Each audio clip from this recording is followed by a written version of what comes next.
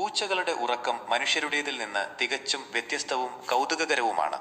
അവയുടെ ഉറക്കത്തെക്കുറിച്ചുള്ള ചില പ്രധാന വിവരങ്ങൾ താഴെ നൽകുന്നു. 1.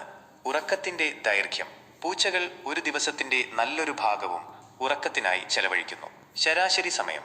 ഒരു സാധാരണ പൂച്ച ദിവസം 12 മുതൽ 16 മണിക്കൂർ വരെ ഉറങ്ങും. പ്രായമായ പൂച്ചകളും കുഞ്ഞുങ്ങളും. പ്രായം കൂടുന്തോറും പൂച്ചകൾ കൂടുതൽ ഉറങ്ങാൻ തുടങ്ങും.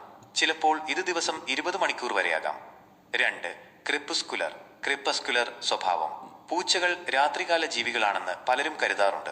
എന്നാൽ യഥാർത്ഥത്തിൽ അവ ക്രിപ്പസ്കുലറാണ്. അതായത് സന്ധ്യാസമയത്തും പുലർച്ചെയുമാണ് അവ ഏറ്റവും കൂടുതൽ സജീവമാകുന്നത്. ഇരപിടിക്കാനുള്ള അവയുടെ സ്വാഭാവികമായ കഴിവ് ഈ സമയങ്ങളിലാണ് കൂടുതൽ പ്രകടമാകുന്നത്. 3. ഉറക്കത്തിന്റെ ഘട്ടങ്ങൾ. മനുഷ്യരെ പോലെ പൂച്ചകൾക്കും 2 തരം ഉറക്കമുണ്ട്. ലഘുവായ ഉറക്കം, കാറ്റ് നാപ്പ്.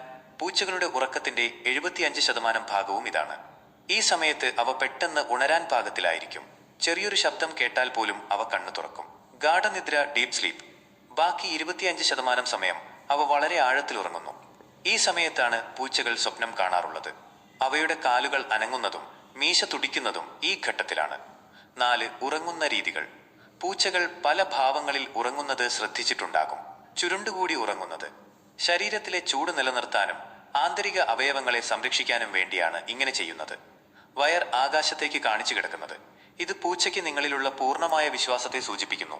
കാരണം അവ ഏറ്റവും സുരക്ഷിത